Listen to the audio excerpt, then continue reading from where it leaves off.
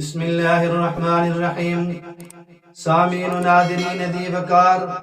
وطن سے محبت کرنا فطری عمل ہے اور وطن سے محبت رسول اکرم صلی اللہ علیہ وسلم کی مبارک زندگی سے ثابت ہے۔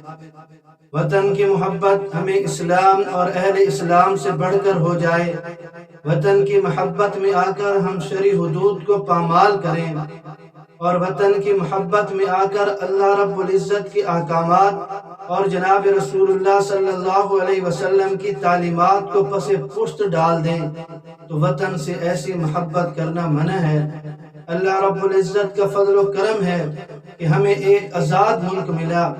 ہمیں وطن عزیز پاکستان سے محبت ہے، محبت کرنی چاہیے، لیکن اس محبت کے کچھ عملی تقاضے بھی ہیں، ان کو بھی مد نظر رکھنا چاہیے۔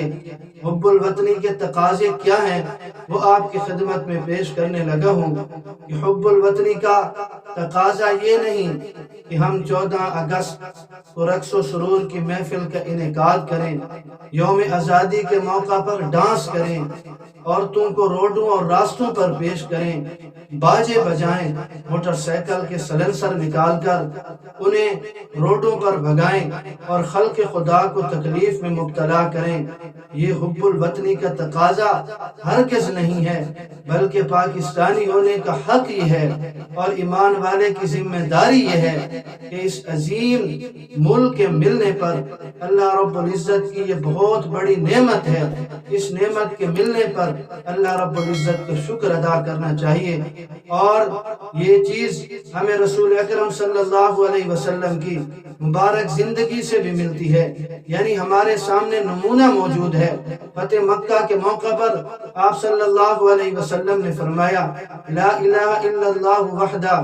انجز وعدہ ونصر عبدہ وحزم الاحزاب وحدہ، کہ اللہ رب العزت وہ ذات ہے جس کے سوا کوئی معبود نہیں، اس نے اپنے بندے کی مدد بھی فرمائی اور اسی طرح اپنا وعدہ بھی سچ کر دکھایا اور کفار کے لشکر کو اس اکیلے تنہا رب العزت نے شکست فاش عطا فرمائی۔ آپ صلی اللہ علیہ وسلم نے اس موقع پر اللہ رب العزت کی تعریف و توصیف بھی فرمائی اور فتح مکہ کے موقع پر آپ صلی اللہ علیہ وسلم نے بطور شکرانہ کے چاشت کی 8 رکعت نماز بھی ادا فرمائی۔ تو حب الوطنی کا تقاضا یہ ہے کہ اس نعمت کے ملنے پر اللہ رب العزت کا شکر ادا کرنا چاہیے اور شکرانے کے نوافل پڑھنے چاہیے۔ اسی طرح حب الوطنی کا تقاضا یہ بھی ہے کہ ہم اس ملک میں قرآن و سنت کے نفاذ کے لیے مخلصانہ کوشش کریں اور اس ملک کو حقیقی معنی میں مدنی فلاحی ریاست بنائیں، کیونکہ اس ملک کے ساتھ اس سے بڑی اور کوئی خیر خواہی ہو نہیں سکتی کہ ہم اپنے اس وطن میں نفاذ اسلام کے لیے بھرپور کوشش کریں۔ اسی طرح حب الوطنی کا تقاضا یہ بھی ہے کہ اس ملک میں جتنے بھی قوانین بنائے گئے تو وہ ہماری راحت کے لیے ہیں، ہمارے فائدے کے لیے ہیں، ہم ان تمام قوانین کی پاسداری کریں۔ یہ حب الوطنی کا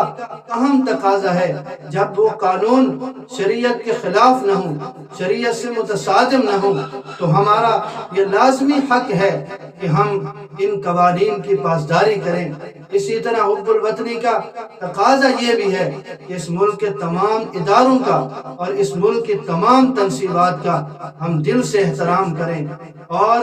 تمام وطن والوں سے ہم محبت کریں، ہر فرد کو اپنا بھائی سمجھیں، پیار و محبت سے پیش آئیں۔ یہ حب الوطنی کا تقاضا ہے۔ اسی طرح حب الوطنی کا ایک اہم تقاضا یہ بھی ہے جو جناب رسول اللہ صلی اللہ علیہ وسلم کی مبارک زندگی سے ہمیں ملتا بھی ہے۔ آپ صلی اللہ علیہ وسلم نے وہ طریقہ ہمیں سکھایا بھی ہے کہ اس وطن کے لیے اللہ رب العزت کا جو ایک عظیم انعام ہم پر ہے، اللہ رب العزت کہ حضور ہم جیسے شکر ادا کریں تو اس وطن کے لیے ہم اللہ کے حضور دعائیں بھی کریں کہ اللہ رب العزت ہمارے ملک کو نظر بد سے بچائے، اللہ رب العزت حاسدین کے حسد سے اور جو بھی اس کے خلاف سازشیں کر رہے ہیں اور جتنے بھی شر پھیلانے والے ہیں، اللہ رب العزت اس ملک کو ان تمام فتنوں سے اور تمام شرور سے اللہ رب العزت محفوظ رکھے۔ تو اس وطن کے لیے دعا کرنا یہ بھی رسول اکرم صلی اللہ علیہ وسلم کا طریقہ ہے۔ اسی طرح حب الوطنی کا ایک تقاضا یہ بھی ہے کہ اس ملک کو حاصل کرنے کے لیے جن لوگوں نے اپنی جانوں کے نذرانے پیش کیے، وہ تمام شہید جن کا خون پاکستان کی بنیادوں میں شامل ہے،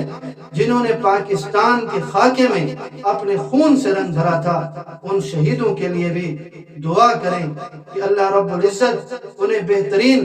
بدلہ عطا فرمائے، ان کی ان قربانیوں کو قبول فرمائے۔ تو یہ چند ایک محبت سے، وطن سے محبت کے جو تقاضے تھے، حب الوطنی کے جو تقاضے تھے، وہ آپ کی خدمت میں پیش کر دیے۔ اللہ رب العزت ہمارے ملک پاکستان کی حفاظت فرمائے، ہمیں اپنے ملک پاکستان کی قدردانی کی توفیق نصیب فرمائے۔